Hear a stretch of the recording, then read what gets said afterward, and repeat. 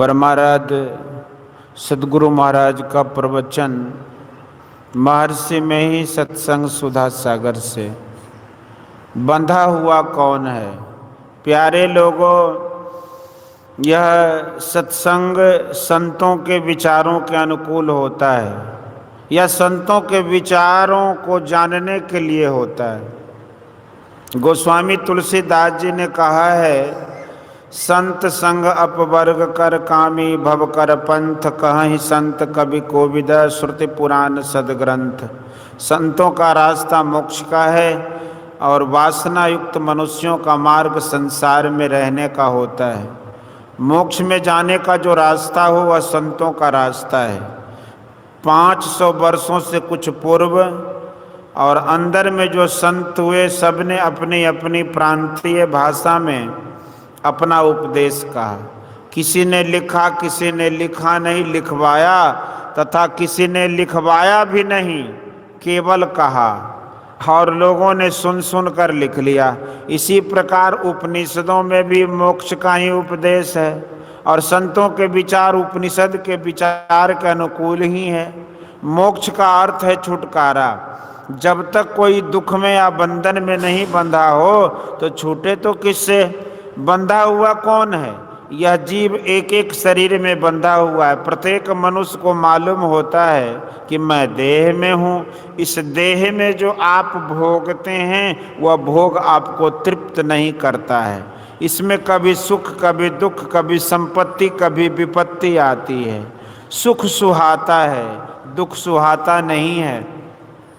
परंतु जैसे दिन के बाद रात और रात के बाद दिन आते जाते रहते हैं, उसी प्रकार सुख दुख आते जाते रहते हैं। दुख शारीरिक और मानसिक दोनों मिलते रहते हैं। सुख जिसमें मानते हैं वह विषय अनस्थिर है और भोगने की इंद्रियां स्वल्प शक्ति युक्त हैं। तब इन दोनों के योग से सुख कैसे मिल सकता है?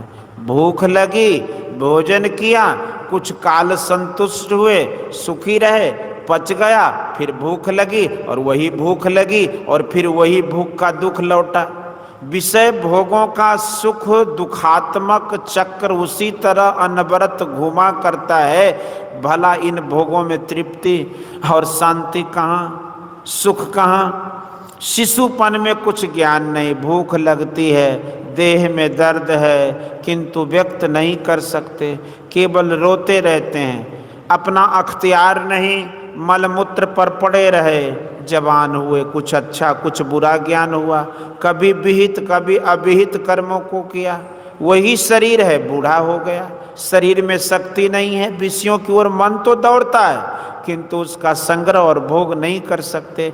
बहुत दुखी रहते हैं। काम क्रोधादिक विकार मन में उपजते रहते हैं, जिनसे अनेक कष्ट मन में होते रहते हैं। जो समझते हैं उनको कष्ट होता है। इन्हीं मनोविकारों को साधुओं ने मानस रोग कहा है।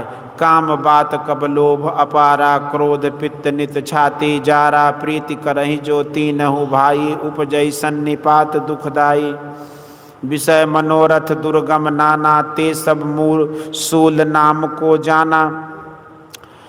ममता दादू कंडु ईर्षाई, हर्ष विषाद घरई बहुताई। पर दुख देखि जरई सोई छई, कुष्ठ दुष्टता मन कुटलई। अहंकार अति दुखद डमरुआ, दंभ कपट मदमान नहरुआ। तृष्णा उदर वृद्धि अति भारी, त्रिविध ईसना तरुण तिजारी। जुग विधि ज्वर मत सर अविवेका, कह लगी कहो कुरोग अनेका। एक व्याधि बस नर मरही, ए असाध बहु व्याध। अपीड़हि संतत जीव का, सुखी मिलहे समाधि। कहाँ सुख है? शरीर और मन सुख देने वाले नहीं हैं। इनसे यदि अलग हो जाते, दूर हो जाते तो कितना सुख मिलता। इनसे दूर होने में आप कठिनाई मालूम करते होंगे, सोचते होंगे कि इनसे निकलना कैसे होगा। जैसे आप शरीर नहीं है वैसे मन भी आप नहीं है। आप शरीर और मन से भिन्न पदार्थ चेतन आत्मा है। बाहर देह में जैसे 10 इंद्रियां हैं, उसी प्रकार इसके भीतर में भी 4 इंद्रियां हैं, जिसमें एक मन है। आप शरीर से छूट जाए, इंद्रियों के बंधन से छूट जाए, इसी छूटने को मुक्ति कहते हैं। मोक्ष समझाने के लिए बंधन समझना होगा। आप शरीर इंद्रिय अंतःकरण में बंधे हैं, जैसे कोई कारागार में होता है वैसे ही आप शरीर में बंधे हैं। शरीर से निकलने के लिए यदि कहें कि विष खाकर व और किसी तरह और साधारण मृत्यु से शरीर छोड़ सकते हैं, तो इस प्रकार शरीर छोड़ने से शरीर नहीं छूटता। अंतःकरण सहित सूक्ष्म कारण और महाकारण, ये तीनों जड़ शरीर रह जाते हैं, जिनके रह जाने से पुनः पुनः स्थूल शरीर का पाना या इस भूमि पर जन्म होना होता रहता है। शरीर के अंदर शरीर है, यह स्थूल शरीर क्या है? हड्डियों का ढांचा बना है, जिस पर मांस और लहू का लेप चढ़ा है, जिसमें जरा मृत्यु अभिमान है। शरीरों के इस कारागार से छूटने का यत्न सीखो और छूटो। संतों का उपदेश इसी कारागार से छूटने का है और इसी छूटने का नाम मोक्ष है, मुक्ति प्रयोजन है। संतों ने इसी प्रयोजन की पूर्ति हेतु मोक्ष का उपदेश दिया। मर्यादा पुरुषोत्तम श्री राम भगवान का भी यही उपदेश मुक्ति को उपनिषद में है। इसमें बतलाया गया है कि मैं करने वाला, भोगने वाला, सुखी तथा दुखी हूँ। यह चित्त का धर्म है। इनके निरोध को ही मुक्ति कहते हैं। इनके निरोध के लिए श्रवण मनन निधिध्यासन और अनुभव ज्ञान प्राप्त करने का साधन करना चाहिए। इन साधनों के द्वारा जीवन मुक्त होना असंभव नहीं है। यदि असंभव होता तो श्री राम ऐसा उपदेश क्यों देते? जन्मांध को प्रकाश असंभव मालूम था, किंतु यदि उसे आंख हो जाए तो संभव होता है। मोक्ष प्राप्ति के लिए सुनो, विचारो, साधन अभ्यास करो और अभ्यास के अंत तक पहुंचो। सुनना विचारना तो लोग समझते हैं, किंतु साधन क्या करना है यह नहीं जानते हैं। इस पर कहते हैं कि चित्त रूप वृक्ष के दो बीज है, प्राण स्पंदन और वासना। प्राण का हिलना और इच्छा दोनों में से किसी को चुप करो, एक को खत्म करने से दोनों खत्म हो जाएंगे, एक को रोकने से दोनों समाप्त होते हैं। प्राण का अर्थ है जीवनी शक्ति। नाक से निकलने वाली वायु प्राण नहीं है। प्राण वायु वह है जिस वायु का प्राण से संबंध हो। वायु खींचने के लिए आपके पास यंत्र है जिसे फेफड़ा कहते हैं। इसमें संकोचन विकासन दो क्रियाएं होती हैं। संकोचन में हवा खींचते हैं और विकासन में हवा निकल जाती है। फेफड़े को जो पसारे और समेटे उस शक्ति को प्राण कहते हैं। वायु से यह काम नहीं होता। फेफड़े में जो हवा आती जाती है वह है प्राणवायु। इसे चुप करने कहा गया। इसी हवा के साथ व्यायाम करते हैं, उसे प्राणायाम कहते हैं। इसमें तीन क्रियाएं हैं, पूरक, रेचक और कुंभक। पूरक में वायु खींचते हैं, कुंभक में रोकते हैं तथा रेचक में निकाल देते हैं। हवा का साधन करके प्राण स्थिर करना चाहते हैं। दूसरा है इच्छा का रोकना। प्राणायाम में भी इच्छा का रोकना होता है, परंतु मुख्यतः हवा की तीनों क्रियाएं करनी पड़ती है।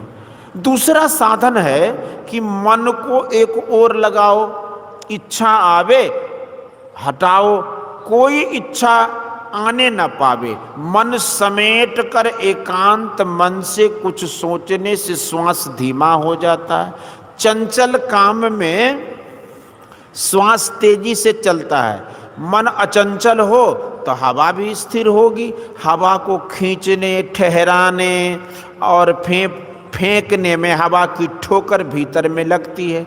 जैसे बाहर की हवा देह में टकराती है, बाहर के चमड़े से भीतर के तंतु कोमल होते हैं। इसमें प्राणायाम की क्रिया से हवा की यदि कड़ी ठोकर लग जाए तो मस्तिष्क बिगड़ जाए, कलेजा में चोट लगता है, संभव है। ऐसा सुनने में आया भी है कि किसी का मस्तिष्क घूमता है, कितने को रोग हो गया इत्यादि। इसलिए इसको सापद कहा गया।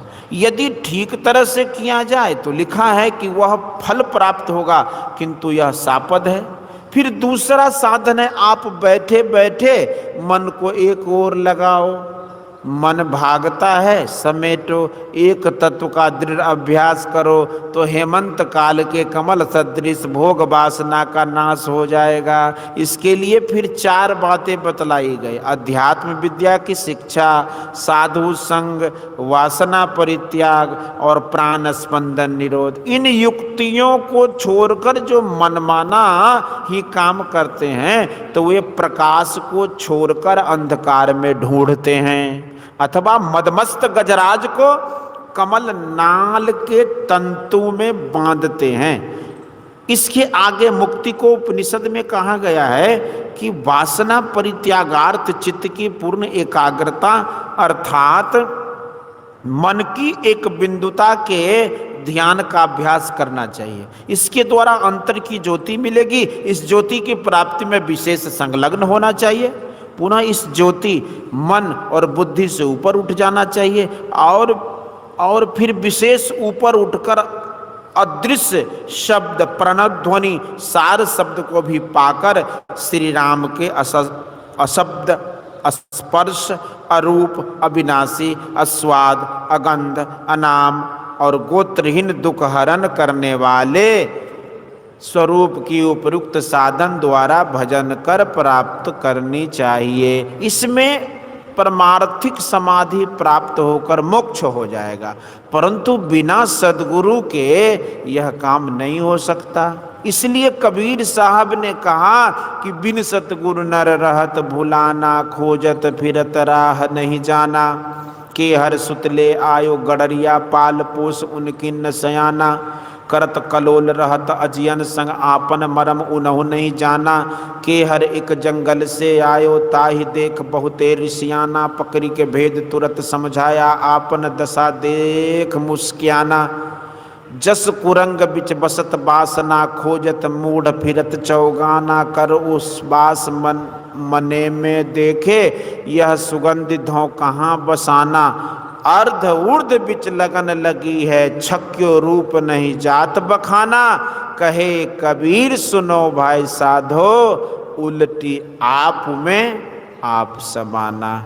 बोलिए श्री सतगुरु महाराज की जय। यह प्रवचन सहरसा जिलांतर्गत ग्राम पुरैनी बाजार, अब जिला मधेपुरा के हाई स्कूल के पास दिनांक 4/5/1952 ईस्वी के सत्संग में हुआ था।